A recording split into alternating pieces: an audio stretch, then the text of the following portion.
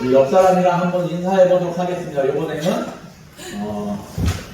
God bless you 맞죠? 네, God bless you 한번 조금 저기에서 인사해 보도록 하겠습니다. 자, 인사하겠습니다. God bless you. God bless you.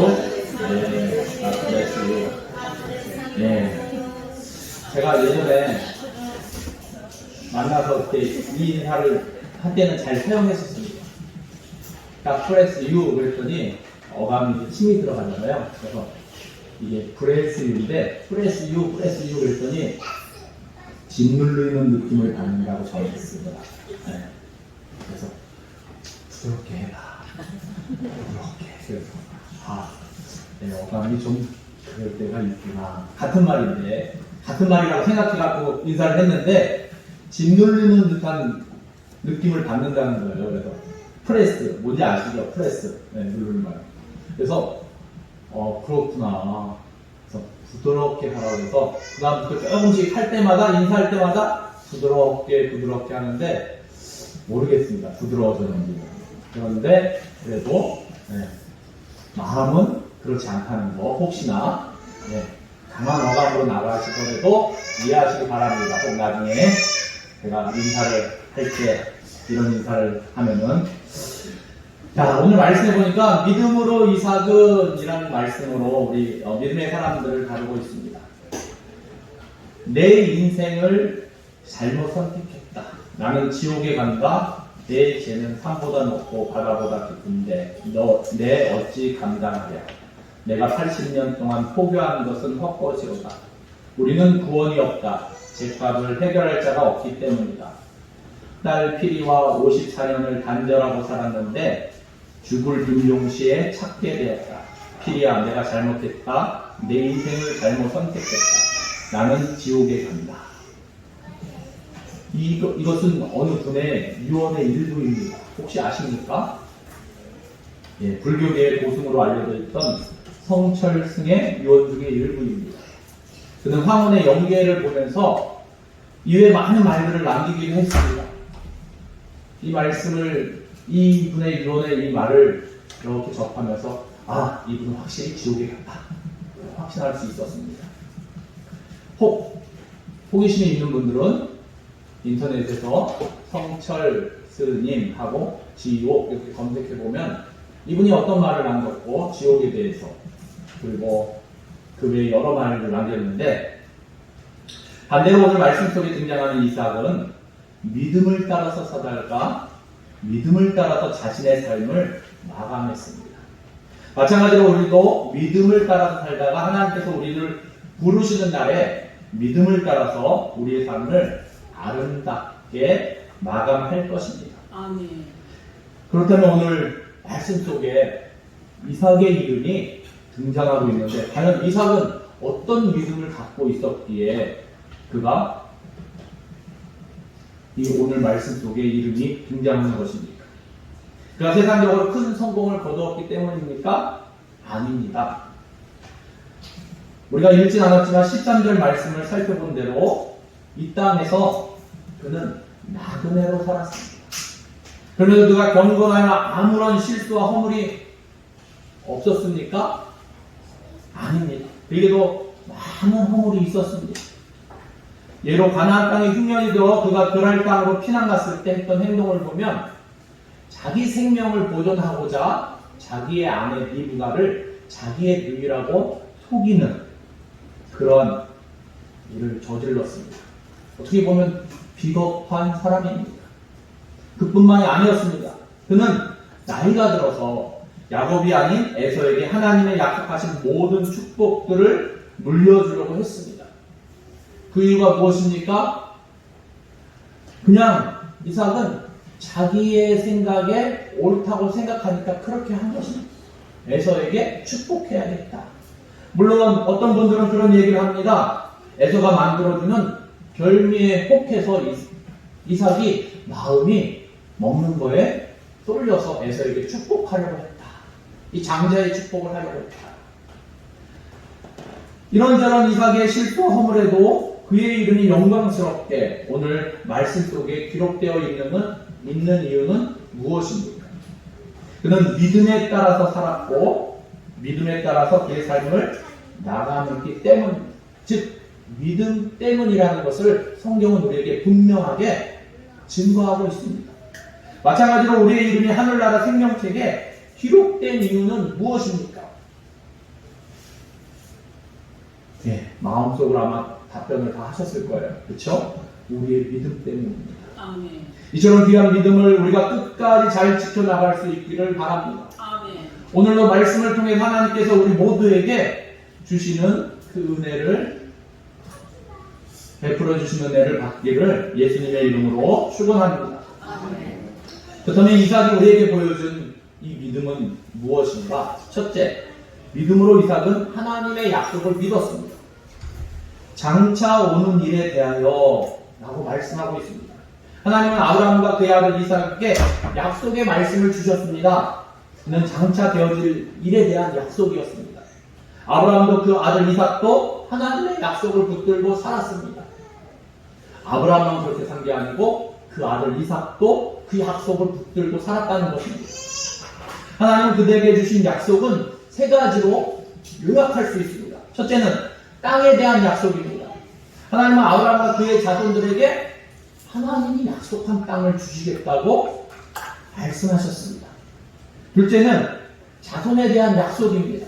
하나님은 아브라함에게 아브라함의 자손이 하늘의 별과 같이 땅의 모래와 같이 창대해서 큰 민족을 이루게 될 것이라고 약속하셨습니다. 셋째는 복에 대한 약속입니다. 하나님은 아브라함과 그의 자손을 통하여 천하 만민이 복을 받게 될 것을 약속하셨습니다. 아브라함은 하나님의 약속을 믿었습니다. 그는 믿음으로 하나님의 약속을 받아들였습니다.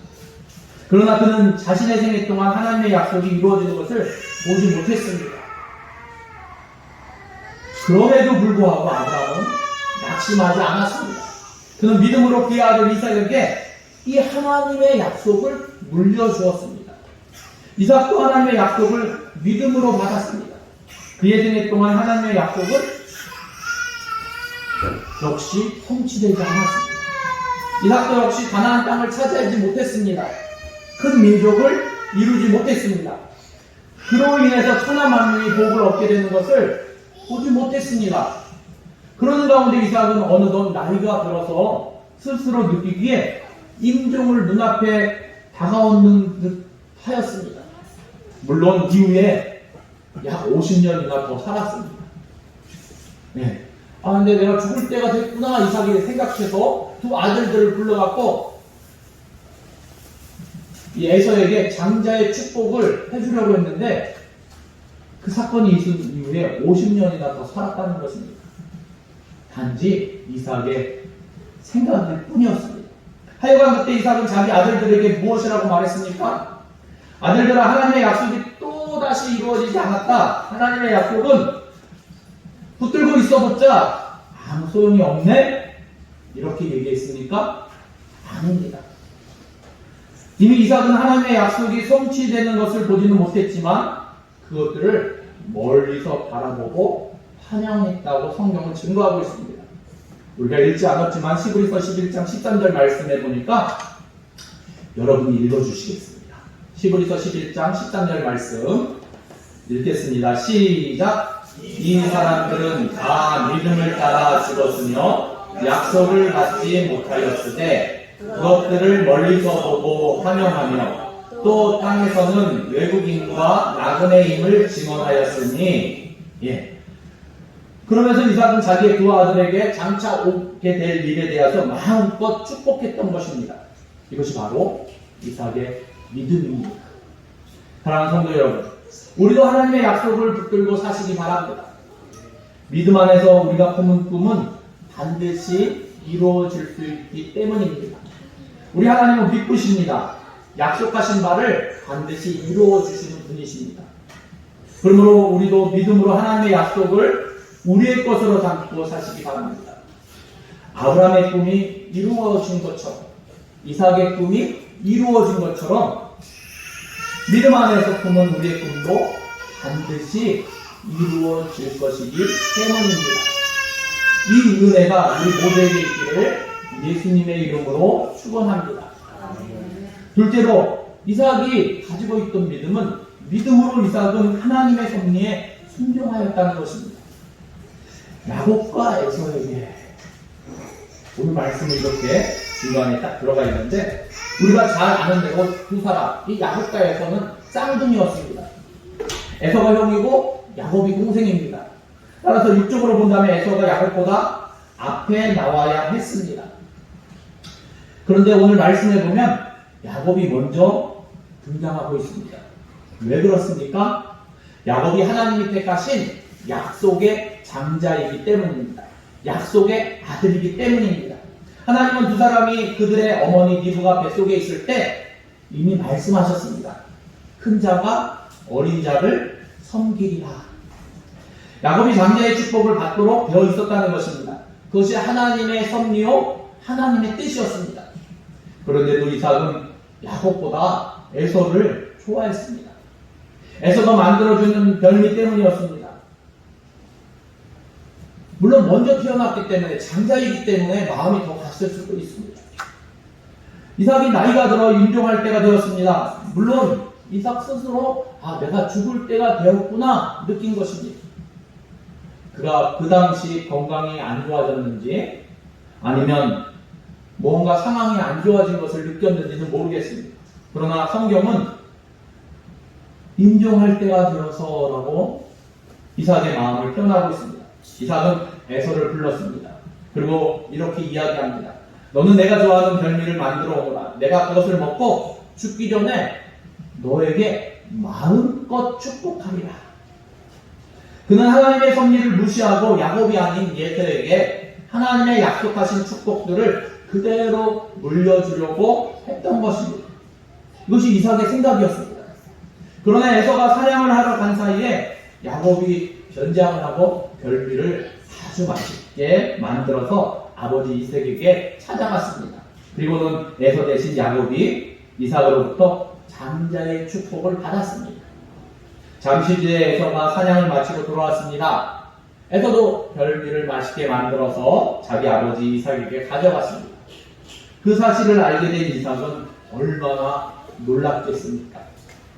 창세기 27장 33절 말씀입니다. 이삭이 심히 크게 떨며 이르되 그러면 사냥한 고기를 내게 가져온 자가 누구냐? 내가 오기 전에 내가 다 먹고 그를 위하여 축복하였은즉 그가 반드시 복을 받을 것이니라. 그가 반드시 복을 받을 것이니라 말씀하고 있습니다. 이삭이 이 말씀을 하기 전에 아마 긴 생각을 했을 것입니다. 짧은 순간이지만 긴 생각을 했을 것입니다. 하나님의 섭리, 하나님께서 미리 말씀해 주셨는데 큰 자가 작은 자를, 어린 자를 섬기리라. 그런데 하나님의 뜻을 거역할 뻔하였고 또 장자의 축복을 물려주는 것, 야곱에게 물려주는 것이 아니라 하나님의 뜻과는 다르게 에서에게 물려주려고 했던 자신의 지금의 모습,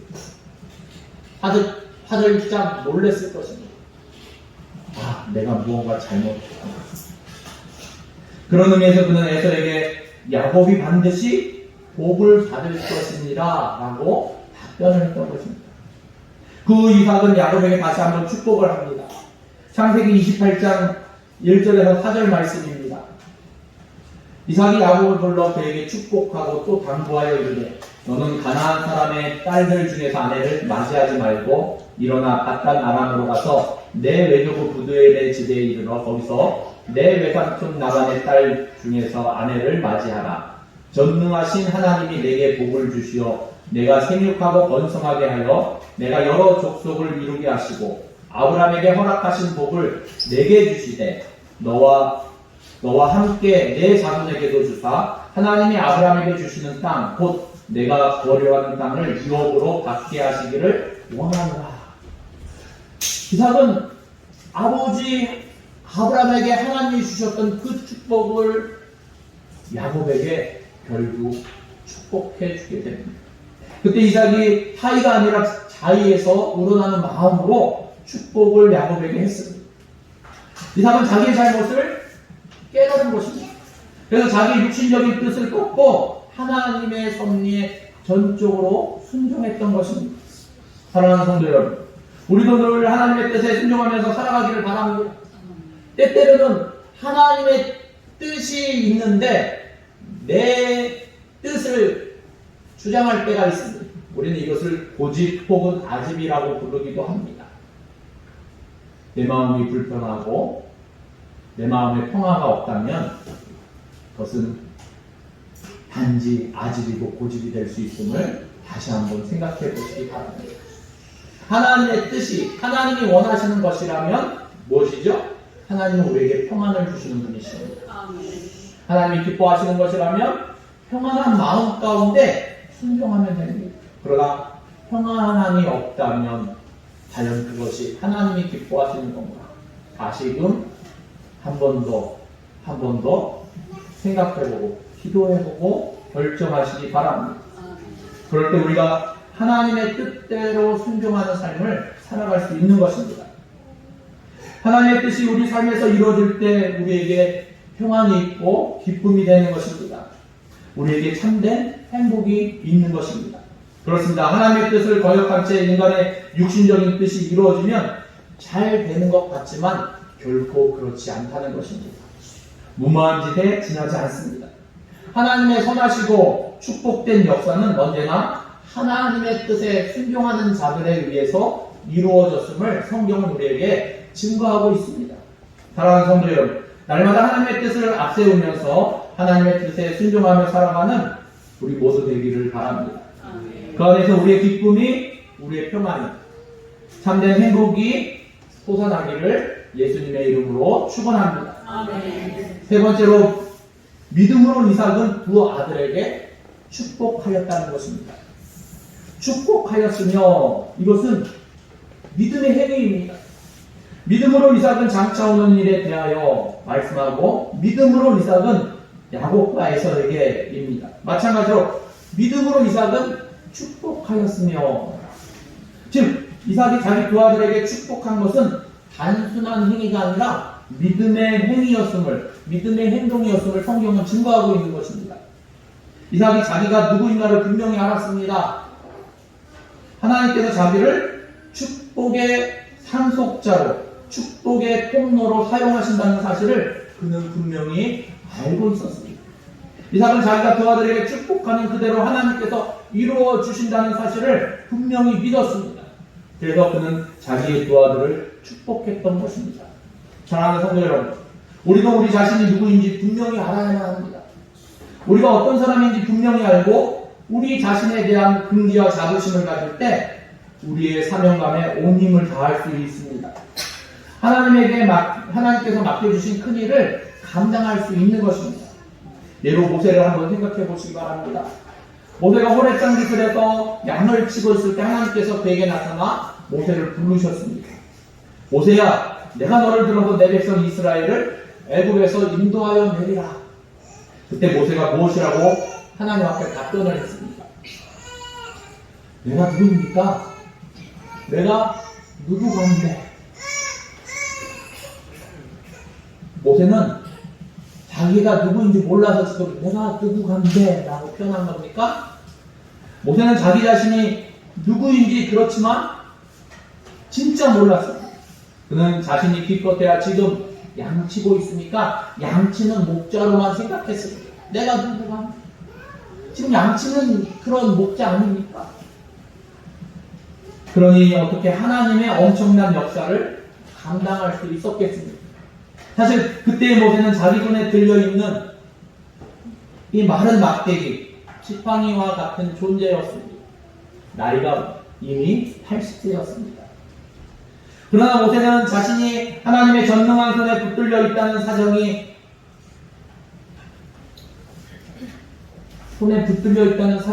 나중에 깨닫고 자신의 존재를 다시금 깨닫게 됩니다. 그때 비로소 모세는 출애굽이라는 엄청난 역사를 감행할 수 있었고 하나님의 쓰임받는 축복의 도구가 될 수 있었다는 것입니다. 사도 바울도 어떻습니까? 그는 자신이 이방인에게 복음을 증거하기 위해서 선택받은 사도임을 분명히 알고 있었습니다. 그러기에 그 사명을 지키기 위해서 여러 가지 고난과 환난과 핍박 가운데도 조금도 굴하지 않고 끝까지 당당하게 자기 사명을 지키면서 하나님 앞에 충성할 수 있었습니다. 사랑하는 성도 여러분, 우리는 누구입니까? 여러분은 누구입니까? 우리는 하나님의 자녀입니다.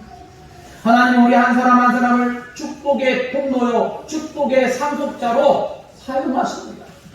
우리로 인하여 천하 만민이 모두가 복을 누리시기를 원하신다는 것입니다. 베드로전서 2장 9절 말씀입니다. 그러나 너희는 택하신 족속이요 왕같은 제사장들이요 거룩한 나라요 그의 소유한 백성이니 이는 너희를 어두운 데서 불러내어 그의 귀한 밑에 들어가게 하신 이의 아름다운 덕을 선포하게 하려 하심이니라. 자녀를 축복하고 다른 사람을 축복하는 것은 특별한 사람이 하는 것입니까? 아닙니다. 우리 모두에게도 이 하나님의 축복의 상속자로서 축복의 통로로서 축복권이 있음을 기억하시기 바랍니다. 하나님은 우리를 축복의 상속자로 축복의 통로로 사용하시기를 원하십니다. 여러분 마음껏 축복하시면 하시기 바랍니다. 자녀들을 위해서 축복하시고 전화 걸어서도 내가 너를 축복한다 축복하시기 바랍니다. 여러분 하나님께서는 우리를 축복의 상속자로 삼으셨고 축복의 통로로 사용하십니다. 우리가 선포하는 축복 속에 하나님의 역사는 실제로 일어납니다. 우리가 선포하는 축복대로 하나님께서 이루어 주실 것입니다. 이 믿음이 우리에게 있어야 할 줄로 믿습니다. 20세기 최고의 천재를 뽑으라고 하면은 아마 다수의 사람들은 주저하지 않고 아슈타인 박사를 뽑을 것입니다. 그가 인류에 기여한 것이 크기 때문입니다. 그러나 그는 학창 시절에 별 볼 일 없는 낙제생에 불과했습니다. 오죽했으면 그의 고등학교 생활기록부에 이렇게 기록되어 있습니다. 이 학생은 공부에는 전혀 소질이 없습니다. 무슨 공부를 하든지 공부로서는 성공할 가능성이 없는 학생입니다. 담임 선생님이 이렇게 기록해 놓았습니다. 담임 선생님은 그의 천재성을 전혀 발견할 수 없었습니다. 그러기에 이렇게 무지막지하게 써놓지 않았겠습니까? 그러나 이 아슈타인의 어머니는 달랐습니다. 믿음으로 자기 사랑하는 아들에게 늘 이렇게 축복했습니다. 아들아, 너는 다른 아이들과 다르다. 내가 다른 아이들과 같다면 너는 천재가 될 수가 없어. 하나님이 너를 다른 아이들과 다르게 만드신 것은 너를 특별하게 사용하시기 위해서야. 너에게 특별한 사명을 주시기 위함이란다. 이 아슈타인은 어머니의 격려에 힘입어 자기에게 주어진 자기의 재능을 잘 개발할 수 있었습니다. 그 결과 그는 그의 어머니가 축복한 대로 20세기의 최고의 천재가 될 수 있었던 것입니다. 그렇습니다. 하나님은 우리를 축복의 상속자로 사용하시기를 원하십니다. 우리가 바로 축복의 통로입니다. 한마디로 복덩어리입니다. 네. 우리 다시 한번 옆 사람들에게 한번 인사 한번 해볼까요? 당신은 복덩어리입니다. 네. 복덩어리입니다. 여기도 복덩어리, 저기도 복덩어리, 저도 복덩어리. 예. 마음껏 우리 입을 열어서 우리의 사랑하는 자녀들, 우리의 가족들, 옆에 있는 분들을 축복하시기 바랍니다. 아멘. 우리의 말은 하나님이 책임져 주십니다. 아멘. 우리가 선포하는 축복 속에서 하나님의 역사가 실제로 이루어지는 것입니다. 아멘. 우리가 축복한 대로 하나님께서 책임지시고 이루어 주실 것입니다. 아멘. 여러분, 오늘 말씀 속에서 이삭의 믿음을 정리해보면 첫째, 장차 오는 일에 대하여 그는 하나님의 약속하신 바를 믿었습니다. 아브라함의 때도 이루어지지 않았고 자기가 바라볼 때도 이루어지지 않았지만 믿었다는 것입니다. 둘째로는 야곱과 에서에게 이삭은 믿음으로 자신의 뜻을 꺾고 하나님의 섭리에 순종했다는 것입니다. 세 번째로는 축복하였으며 이삭은 자신이 축복의 통로요 축복의 상속자라는 사실을 믿었습니다. 우리도 믿음으로 장차오는 일에 대해서 꿈을 꾸고 사시기 바랍니다. 우리의 꿈은 반드시 이루어질 때가 올 것입니다. 더불어 우리가 축복의 통로요 축복의 상속자임을 믿고 우리 자녀들에게 너는 하나님의 사랑받는 자녀야. 너는 너 때문에 하나님이 기뻐하셔. 너 때문에 하나님이 오늘도 웃으실 거야. 네. 축복하시기 바랍니다. 너 때문에 우리나라가 잘 될 거야. 네. 하나님께서는 우리를 축복의 상속자, 축복의 통로로 삼으시기를 원하십니다. 우리의 삶의 구원의 기쁨과 감격이 넘쳐 흘러서 우리로 인하여 천하 만민이 다 복받는 복을 누리는 은혜와 평강이 우리 모두에게 있기를 예수님의 이름으로 축원합니다.